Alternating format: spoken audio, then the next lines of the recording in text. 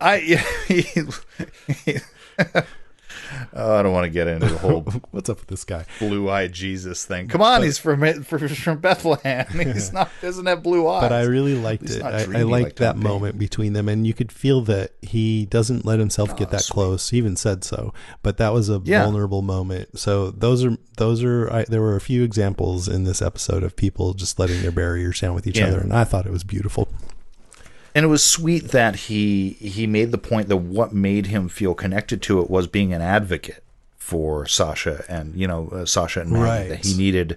It was almost like he needed a cause worth fighting for in order to feel truly at home. Yeah. That's pretty damn cool. And that was awesome. And like this is a very character driven episode. And I think that's what a lot of people have. If they have complaints about it as being slower or again, my little 3.0 or 2 is notching up a bit here. These are these character driven sort of things that I think you do need in order to care about a character, and learning a little bit about Rosita so we don't have questions about why she can defuse a bomb.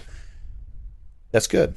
And these episodes can easily tip into soap operaville, but I really feel like this one didn't. I think they did a good job not only of making it the moments feel earned and real, but infusing enough tension in there that it was exciting. I mean, it wasn't the most tense episode, but every episode can't be the most It actually tense. diffused tension. This one diffused some tension. Well, I while mean, bringing some new bits in. But I mean, the tension of wondering whether that guy was going to discover Maggie and Daryl, or just a little bit when Rosita and Sasha were hot wiring that car at the last second and setting the other car on fire or whatever, stuff like that. That is my one big piece of bullshit. Oh, on this yeah, one, yeah. I gotta say. No, come on. Enough with the cars. This is ridiculous. That battery would be so fucking dead. It's not even funny. And the no gas gas. is separated. Whatever. That's true. I know you guys are getting rid of the Department of Suspension. No, we're of not. I Disbelief. don't know What where did Karen got call it? that. I love it. I don't know either. I'm like, you need that, Yeah. man. Because that one, I'm like, oh no, cut. All right, you let it go. But Would there actually be any gas in any car at this point? Rhetorical, okay?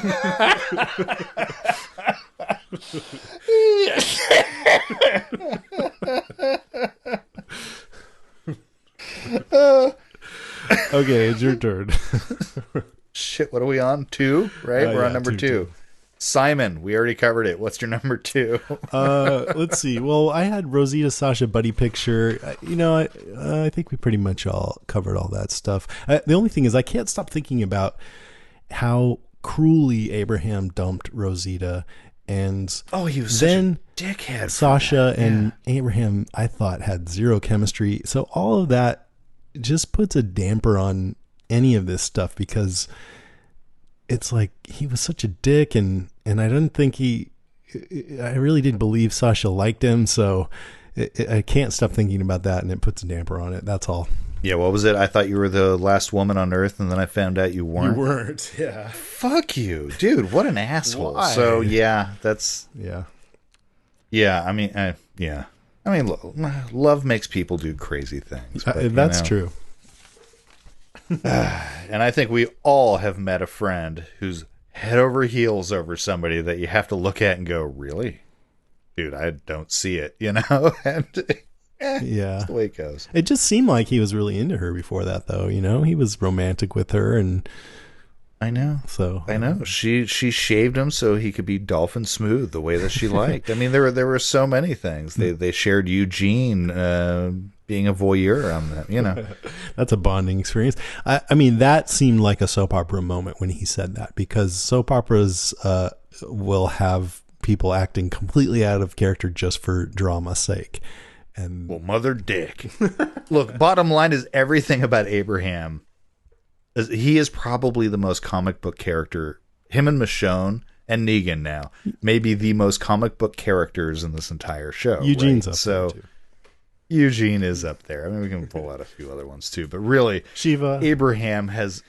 That's the shit that even Robert Kirkman thought would never I know. get into a I love TV that. show. I got a kick out of that. But Abraham, from the moment we saw him, it's like, are you fucking kidding me? Really? The way this guy talks? But Yeah. okay. Okay. And he become beloved. They'll become beloved. So I liked the way him. it is. It was weird. I liked him better after this episode, the way Rosita talked about why she fell in love with him. That was pretty cool. Yeah. No, I love Abraham. I mean, it made it sound like I didn't, but I love the comics. So I do love Abraham. I thought he was a great character. All right. Yeah. Number 1. Maggie and Daryl, which we've talked ad nauseum about. Okay. What's your number 1, man? Mine was Eugene. So I think we're done with that. Ooh, we really have, yeah. Notes. I talked about Jesus opening up and Enid. Those are my 2 notes. So again, we already covered that. Let's see. It seems like You're stacking your notes again. I know you. You guys just talked about this, you and Karen. I'm just kidding. I just got I'm a just few. fucking. Yeah, it's all a scam. It seems like almost every time the Saviors go anywhere, it's an unexpected visit. Oh, we didn't expect you. That's true. I mean, do they normally That's have how a they work, schedule? I man. think they just like to surprise people. Well, they do. We saw that with the kingdom, right? If you abide by their shit. Yeah. I guess that's true. Well, they needed to switch doctors. They needed their spare Carson. And then when the Savior, this is my entry into the Department of Suspension of Disbelief this week. When the Savior goes down in the basement and there's tension because Maggie and Daryl are hiding close by, the light was just shining right on Maggie's face. Right this on big him. giant opening. It's like she's right. If they pulled the camera back, he would just be looking right at her. Hey, what's up? Yeah, yeah. So, I mean, that's just so I we can thought the see what's same going thing. on, but it's kind of silly. I thought it was funny that it wasn't completely surprising to Dr. Carson that his brother pissed someone off and got himself killed. He seemed like a bit of a dick, the other Dr. Carson. Yeah, so he I kinda did. Yeah. And the last is it ended on a cliffhanger, which Oh, that's right. I was like, yeah. oh no, but I'm glad we only have Daryl to or wait Dwight? a week. And yeah, that's right. Yeah, I think it was probably Dwight, right? He has I think it's Dwight. Yeah. Yeah, he has the vest and the crossbow.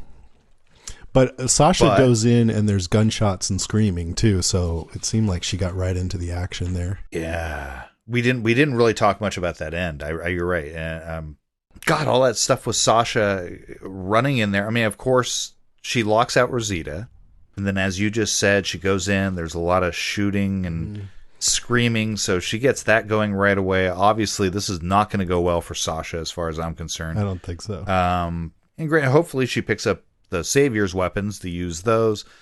Rosita takes off. Yeah, sees is it Dwight? Is it Daryl? That's a great. Now we had the whole scene about Daryl saying he was going to go after them, but it seemed like that would be really fast for him to get there, which is why I think it's Dwight. Yeah. Now, of course, we have Dwight, who's already seemingly unhappy with what's going on in the sanctuary. What is he going to do? Right. Yeah, we don't know. Maybe he'll join up with them. Who knows? We don't know, but we'll find out next week rather than having to wait 6 months like last time. So that's good. So how many episodes are left? 2, right? Yep. Okay, so 2 more episodes. Wow. Seems like it went really quick for whatever I reason. know. Like, I'm not ready for it to be over. I don't know why. Which is a No, now The people it kills get up and kill. Are they slow moving, Chief? Yeah, they're dead. They're all messed up. This is a Walking Deadcast news update. All right. First, at Hollywood's annual Paley Fest television festival this past week, Walking Dead showrunner Scott Gimple mentioned that the season 8 opener would be the show's 100th episode. Oh, no shit. Yeah. Does that even matter anymore, this whole 100 episode syndication thing? I don't know. I think it does. Does it still take effect? I don't know for you can sure. then be syndicated once it hits 100 episodes. I'm not sure. Seems like it's... But it's in still a Netflix milestone. world, doesn't either matter. way. It is. It's a fantastic milestone. Yeah. Maybe they'll do like we did and have Andrew Lincoln on for their 100th. Ooh, maybe. Or issue 100 of The Walking Dead had the death of Glenn. They'll bring him back and kill him again. Bring Black and kill him again. So I like it. He's already been busy writing season 8. He says the first episode, I think, is less about that we've reached 100 episodes. It's more about setting up the next 100 episodes. Interesting. Really? Some people Really? think the best thing Walking Dead could do is announce an end date, and I That would be me. think that might be good, even if it was like 3 more seasons or something. That's fine. Yeah. Just announce an end date. I think it does wonders for shows. Lost. They're like, okay, 10 more years, and then we're ending it. I think 3 that's would what they be might say. You know, I think at least Galen Hurd would say that, right? 20 years, we're going to be like the Simpsons of zombie shows. Do you want to hear what Scott Gimple told Entertainment Weekly about the season 7 finale? No. No. Yes, of course I want to hear what it is. They always say this stuff. He said, I just think it's everything. It's everything and the kitchen sink. It is exciting and it's very emotional, and I believe it's funny in a couple parts, and it builds and builds and builds, and it explodes into a giant mass of arms and legs. No, he didn't say that. He said, and though it promises more because there's a whole lot to get to, there is an ending. It really is just a huge episode, and as much as it has all the flavors of this season, it is taking your cup and going down each soda jet and taking a little from each one, and then throwing in some hot sauce, a little bit of lime, and then maybe a tiny bit of tequila as well. That sounds horrible. Did they really say that? Yes. I'm not making Oh, for it fuck's up. sake. Okay, look, Walking Dead does two things very well. They do great season premieres. They do amazing season finales. Yeah. Usually. It's usually, Yeah. but for the most part, they fucking stick they draw you in and they keep you wanting. I mean, and that's what keeps us all here. Yeah. It's the momentum in the middle that sometimes gets a little muddy, that gets Sometimes. people bitching and complaining sometimes. But look, they really do stick those landings, and for the most part, again, you know, famously, season 3 season finale, the one where you're shot in the head, I believe, was the wasn't so one that great. a lot of people You know, groaned. even and last complained season about. finale- I liked it. I got to see you shot in the head. I thought it was, That was great. pretty awesome. I'm kidding. Even the last the last season, I get that. The last season was okay. I mean, I loved the end part, but before that, it wasn't the best. Yeah. Season 6.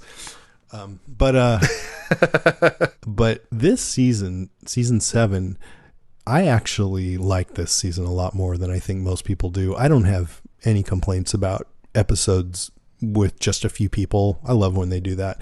There were a couple episodes in there that weren't that great, but I think more often than not, they were really good. And maybe it'll hold up better in a binging session.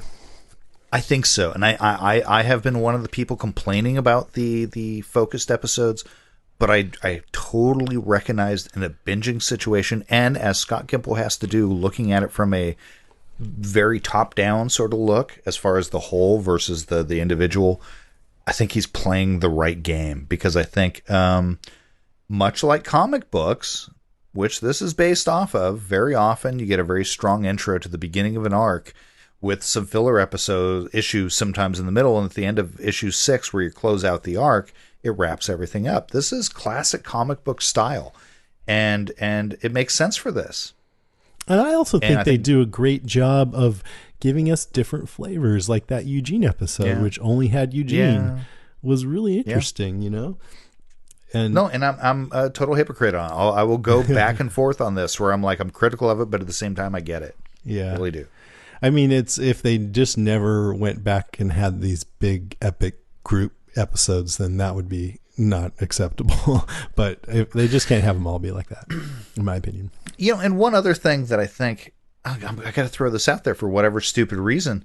I don't think enough credit is given to the fact that The Walking Dead has done something that I think no other TV show has ever done, which is, in fact, bring a horror genre TV show and spread it out over this many seasons. No. And even have such a huge audience. I can't think of a one. No way. And to have such a huge audience. Yeah. I mean, it's got its complaints. It has its detractors.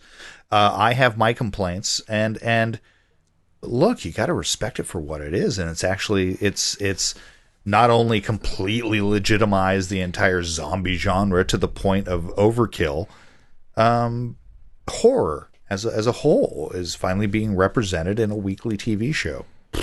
Who'd have thunk? It's changed the landscape of TV too, I think, you know, for better or worse. So. things have gotten a lot more gruesome. Well, when it comes to the zombie genre specifically, usually whatever spins off is way worse. Yeah. I love me some zombies, but there's some bad shit out there. Yeah. I mean, Ash vs. Evil Dead is grosser than anything, but it's great. I don't even. You and I have not talked much lately, but you do. I mean, you may not realize this. I love that show so much, and I love Ash versus the Evil Dead cast with. You should come on sometime. You, then. Richard, and Chris. Yeah. I have listened to every single episode. Nice. I absolutely love it. I love that show. Mrs. Blog and I are all over that show. Yeah. I mean, that is one of my favorite shows that is out right now. Oh my God, people! Ash versus Evil Dead. Awesome. So much fun. Yeah. Oh, love it. Next, here are some comic booky things in honor of Mr. Blog being here. They're kind of spoilery for the comics. So if you don't want to hear spoilers about the comics, you should just move on to the next segment here, because these are the last two items. So we didn't notice it back then, but in season 3's Clear, the famous episode, Morgan told Rick he had seen, quote, people wearing dead people's faces. Oh, did he really say that? Apparently. I just read that. Huh. Interesting. So, interesting. They asked Lenny James if, if Morgan was referring to the Whisperers, and he said he didn't know. He didn't know what he told him. No, he wouldn't know. Shit, he gets a script. He has no clue. But that episode aired in March 2013, and the Whisperers first appeared in Walking Dead in August 2014 in the comic a year later. So it could just be a coincidence. He was crazy and everything. Well, maybe that's just one of those things that the writers thought, well, that's what people would do. Yeah, and I don't want to get into the comics, but that's interesting. Or he could have been talking, just about his wife's face or something like that. Who knows? But it's interesting. Now, this one is very spoilery for someone's death in the comics. So if you don't want to know who died in the comics, you should move along. So, who died in the comics recently was Father Gabriel. Oh, Jesus. Seth Gilliam had some things to say about he died, but before I say what he said, can you describe how Father Gabriel died? Oh my goodness, yes.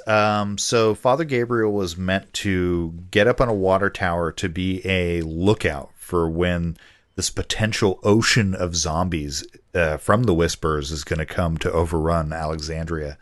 And he basically freaks out when he sees them coming, starts scampering down the ladder, slips on the ladder, and ends up falling and breaking his leg while hanging upside down.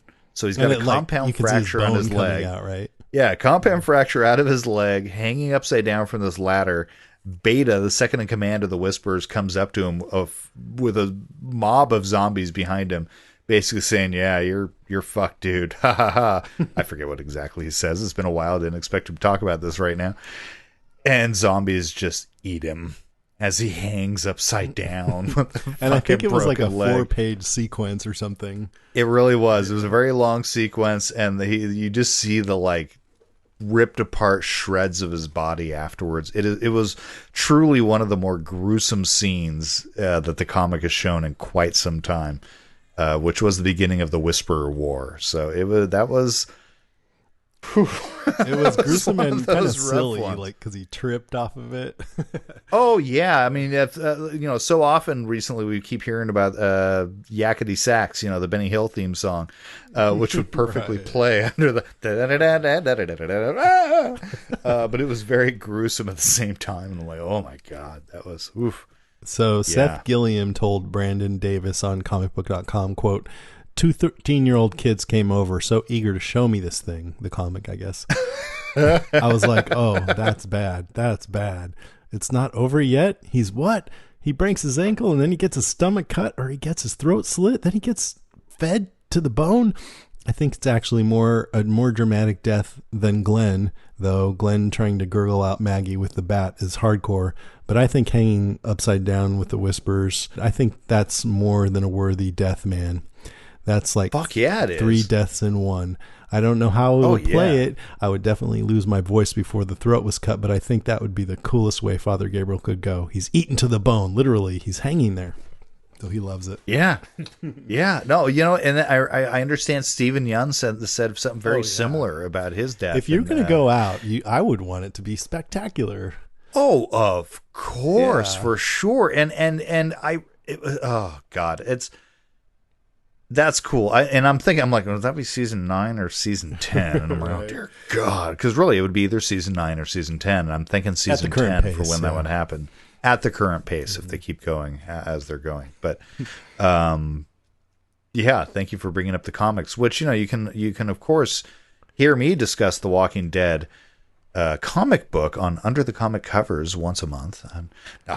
Go to I had to do the pitch. Yeah, real what's quick. the best way to find that? Go to podcastica.com. You can click on the Absolutely, podcast art yeah. and you'll go right Which to it. I have got to say, thank you to the Walking Dead cast listeners.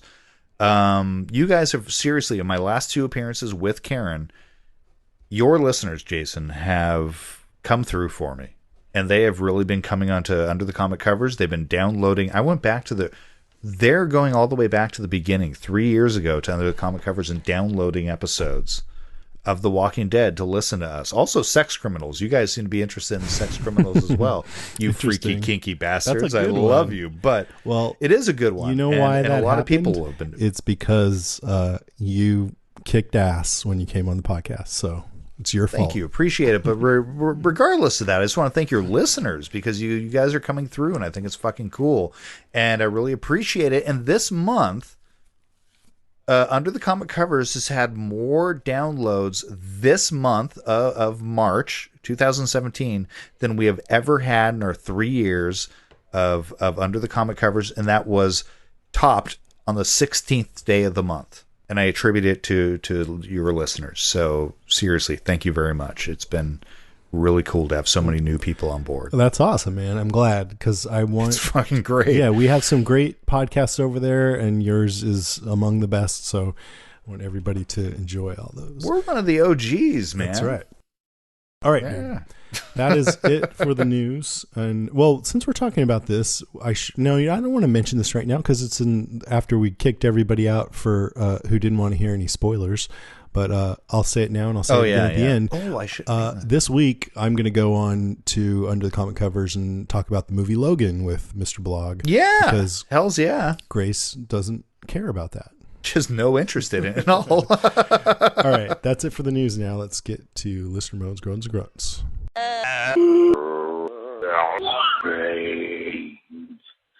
All right, our first listener response here is from Kristen Howell.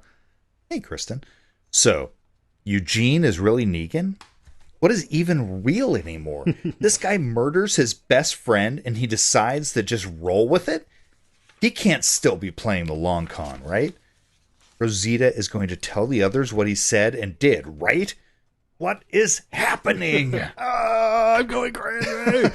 I think he's playing the long con. He's going to give those pills to somebody. So he's got to be. Yeah. He's got to be. I hope not, I have to say, but I think he is. Grumbly Gunk to the rescue. Mark Kirkman says, I think Eugene is still upset. He doesn't want any more of his friends killed in Alexandria, so he's playing along because he knows his strength at manipulating, quote, not very intelligent people, Negan and the Saviors. Hence, the Grumbly Gunk in his pocket all the time. Ow! Eugene is going to make a move sometime soon. Yep. Yeah. Ashley Renfro says, I hate to be negative, but I really didn't enjoy the show tonight. It's another episode where I just am not invested in what's going on, and I feel like they are just dragging things out. I was bored all night. And there are a couple of emoji faces that are whatever they are. Karen, she says, it worked for me, especially that strong dialogueless cold open with Bear's gorgeous score. It was the best kind of slow episode, which followed up on a lot of questions and developed character. That scene with Maggie and Daryl, ugh, my heart. Also, comic readers can pretty much guess what will happen to Sasha now. I think she'll get Holly's treatment. right? Yep. And we won't say what that is. Yeah, I think 100%. That would be so Absolutely. cool. Yeah. I hope that happens if she's got to go. That she continues, I also love how they deftly revealed Jesus' sexuality without making a big deal about it, in the same way that Glenn was a strong Asian romantic lead. This show is pretty good about character diversity and representation, eschewing stereotypes. Much credit to Kirkman for that.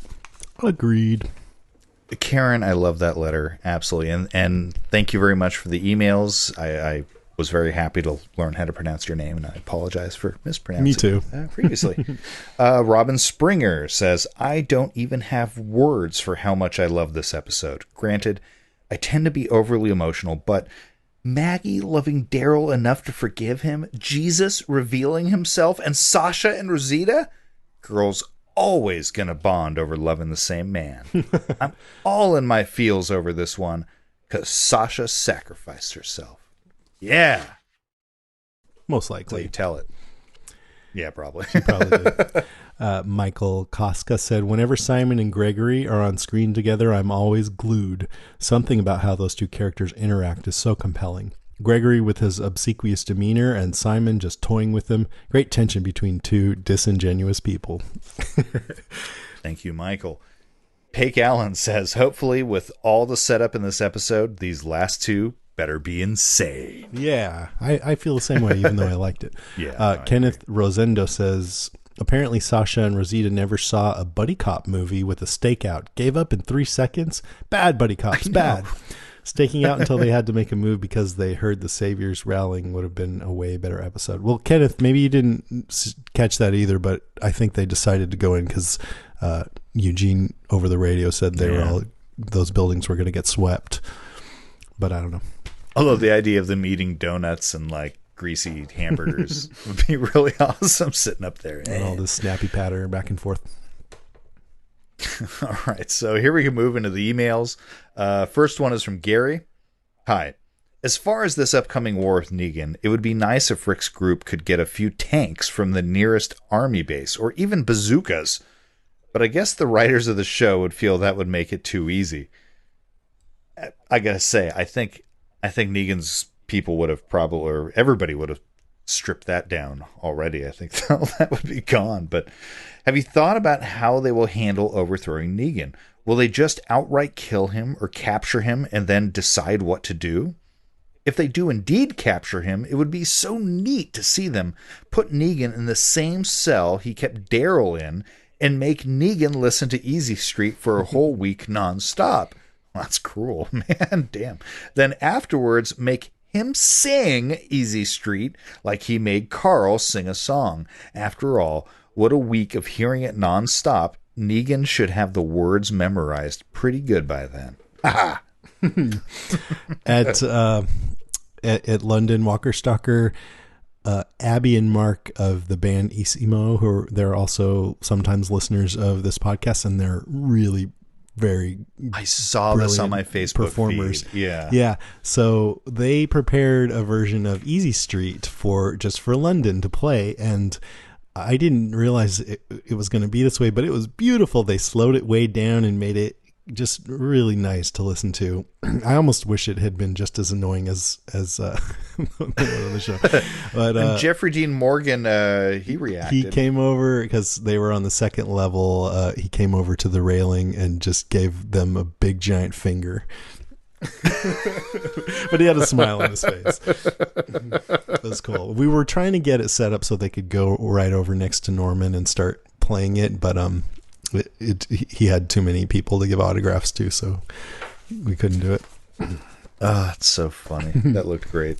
It's fun. Okay, next, Evan Shapiro says, Dear Jason and Karen, I really hate to disagree with you guys, but Karen, I'm sorry I have to regarding your reference to the three pacifists, Ezekiel, Karen, and Morgan, in Bury Me Here.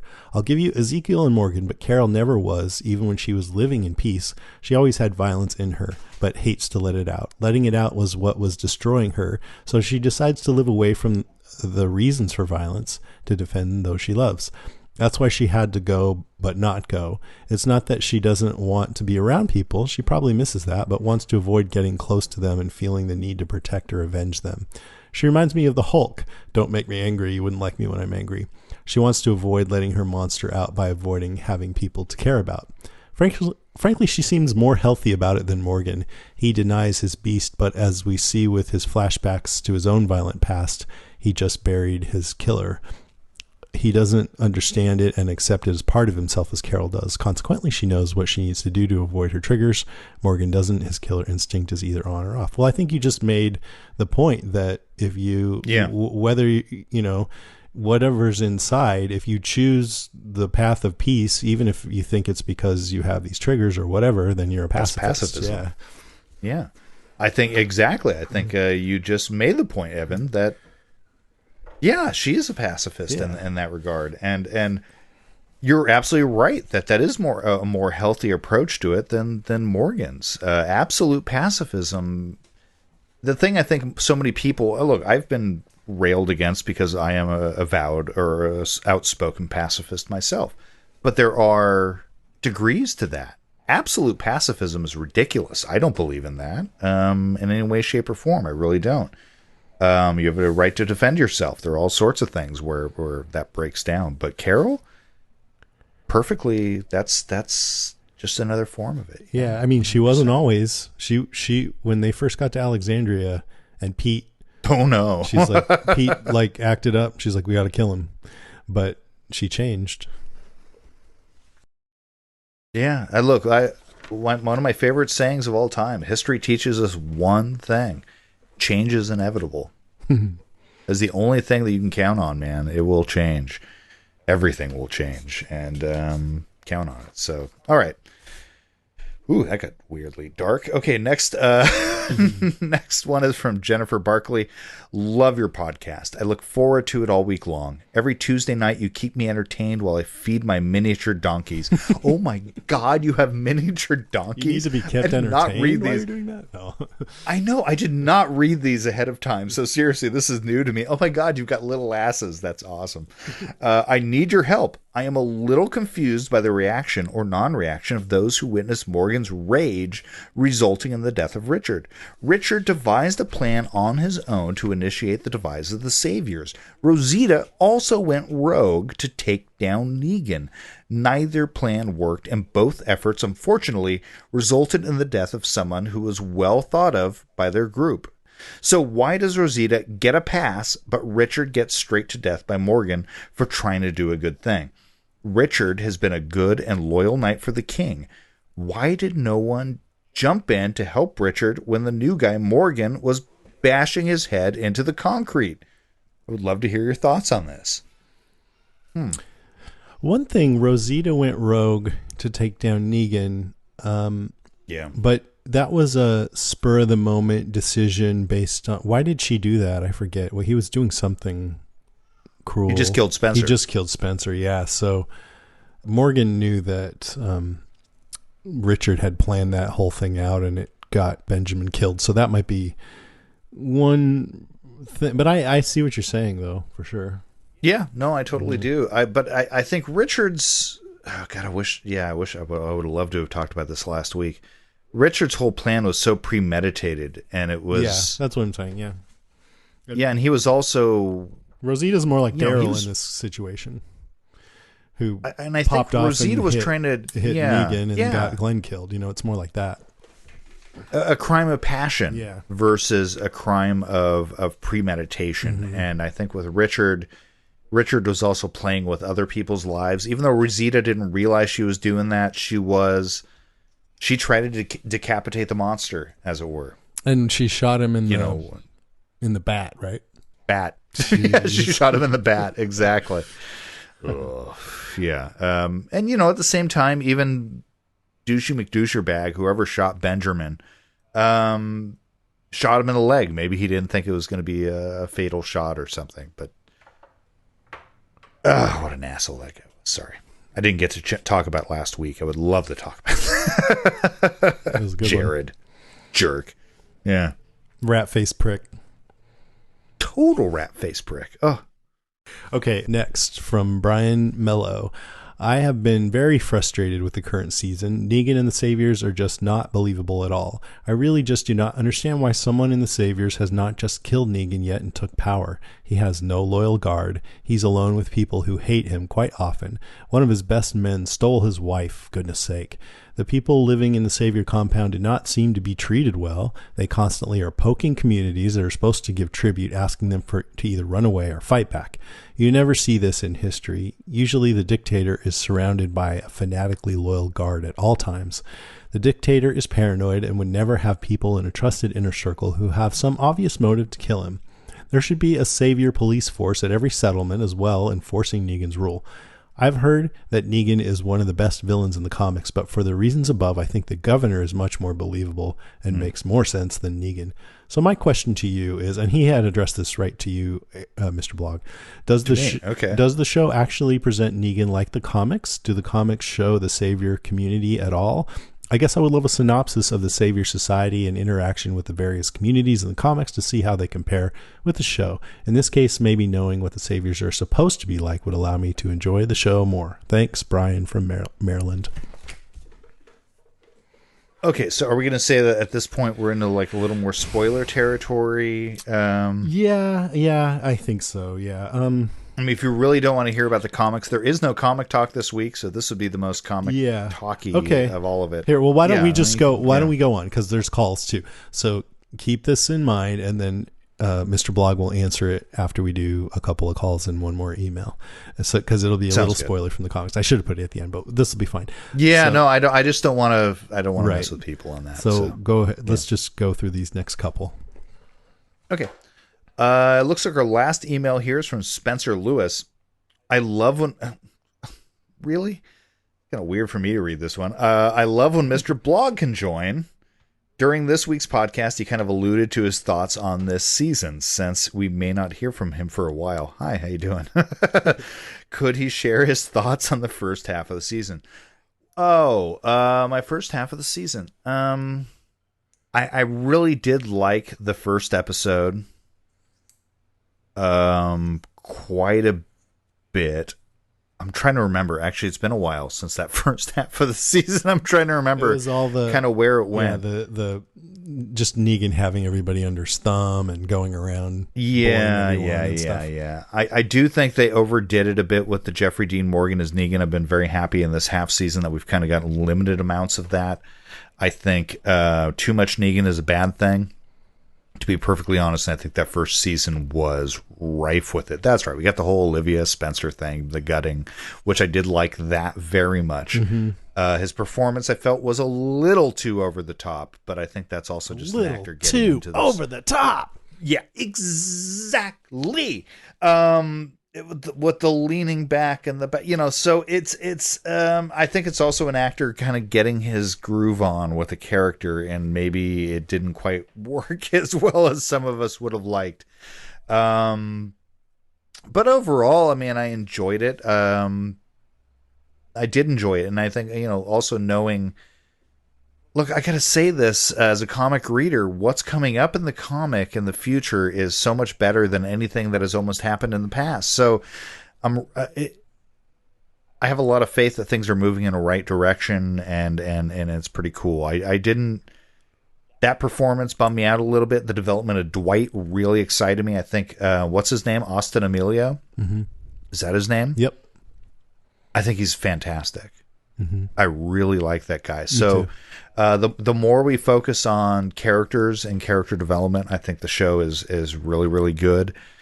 And yeah, I guess, does that answer your question, Spencer? I hope so. I don't know. I enjoyed it, Cool. That's so milquetoast, isn't it? I don't know. I feel that sounds honest. Yeah. I don't do any other speed, man. All right. Here's Corey from Georgia. What's up, y'all? It's Corey from down here in the south of Georgia, where they film The Walking Dead.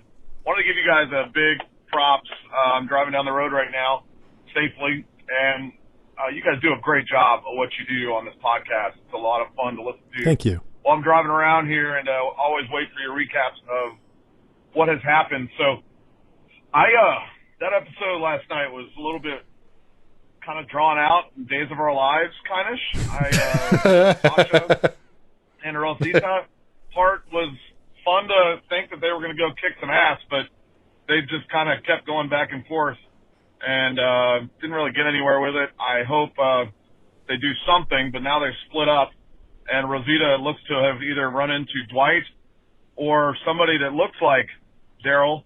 There's no way Daryl could get there in that amount of That's time. Dwight, correct? man. And now Sasha's inside of a building with thousands of saviors, so she's about to go full Sasha on people. I don't quite get the mentality of that. Anyways, I appreciate what you guys do. Thanks so much, and I'm a first-time caller, so I'm going to give you my best brains, Southern Nice. y'all drawl zombie call. So here it goes. Y'all. Thanks, Pete. That's fucking awesome. Yeah. All right, now we can go back to Brian Mello's email where he wants you to talk about the saviors in Yeah. the comics and if that can help you understand the ones in the show or not. Okay, well, shit. We do not know as much about the saviors in the comic as we actually do in the show. The show has done a better job of giving us more of the saviors. However, currently in the comics, we have. Oh, I can't even get into that. That's going to be super spoiler. I'm not even going to get into that. Sorry. Yeah, I wouldn't get I into just that. gave it- But I mean, I was No, I thinking know. of them like the mob, but because they always go the mob supposedly. I mean, only thing I know about the mob is from movies and TV. Sure. But You haven't even seen The Godfather. they go Boy. they go around and hey, I've seen Goodfellas and Sopranos. That's a great movie. They go Oh, around Goodfellas is and amazing. bully people and steal their money Yeah. on a regular basis. So Negan and his people do that too. But this email that you wrote, Brian, it really does bring home that he's just kind of a dick to everybody. And I think in the mob, it's more like you got your buddies and your family around you, and the loyalty is really important and trust. So you have a good point. I mean, I think it's what Karen was saying before, that this kind of thing shouldn't be very sustainable. So I think there's a little bit of suspension of belief required here. And I have to say, with the comic, look, you're dealing with somebody who is very much a comic book character. Negan is larger than life. He basically represents the saviors. Like I said, we don't really get a sense in the comic of the saviors themselves on any sort of individual basis, with the exception of Dwight. It may be a couple of other ones, and that doesn't even happen until later. For the most part, it is Negan. So how it compares to the show is doing, I think, a better job of fleshing out other characters, of fleshing out this organization, this almost mafia-like organization that they have over everybody else. But in the comic, it is very much Negan. Yeah. Yeah. The show does a better job of it. I mean, in terms of organization. Right. Especially that episode a few episodes ago showing the inside of the Savior compound. I guess that was the Eugene one, right? Absolutely, but even the last episode with all the cantaloupes and Yeah. the way that the outside organization works, it shows a different level that we don't see in the comics. In the comics, I always felt, when we were confronted with the saviors, it was confronting Negan. All right. Hope that answered your question. Now let's move along so. to next week on The Walking Dead. Next week, season 7, episode 15. Something they need. What do they need? They need the cure for the zombie apocalypse. Rick needs guns, They need a right? tank. Yeah. It says a group of Alexandrians embark on a journey. One member of the group must make a heartbreaking decision. Interesting. I saw the teasers. It looks like the ocean. I did not. Oceansiders. This is spoilery Okay. section, you guys. Don't want spoilers, move along. But Oceansiders are in this episode. Some of them anyway. And the teaser, there was 2 teasers. One showed Maggie and Gregory. She was gardening. He asks her why she's still there with Dr. Carson gone, which I thought, yeah, that's actually a pretty good question. And I think the answer is that she feels like she's going to become the leader of the place. Yeah, because she's made it home. I mean, I would think by this time, she seems pretty healthy, that she might actually go home to Alexandria. But Well, she doesn't look pregnant at all. Right, not even a little bit. Not even a little bit. I'm like, They should get a little baby bump going on her. They should, yeah. But so they talk about, hey, why don't we work together? And Gregory agrees, but he's also kind of shifty as usual. And then there's another teaser that shows what looks like him approaching her with a knife behind his back. Interesting. But mostly it's the group mobilizing. They're all together on the move. A bunch of them are in a rowboat at one point. Rick says, watch for the signal, and then there's an explosion. So it looks like there's some good action next week coming up. Oh, good. Yeah. Okay, so we got the penultimate episode coming up for this season. Yeah. Fantastic. Get bit, Sarah Oaks. Y'all. The town of Milton may seem normal at first glance, but the shadows are cursed and the expansive woods surrounding town are forbidden. They call it the Void, and nobody comes back alive. You're headed straight for the Void! Milton lives suspended in time, trapped by a darkness that seems to be creeping closer and closer. It's safe. The Void is kept at bay. Is it, though? Join 3 friends as they embark on an epic journey into the heart of darkness. The Void, where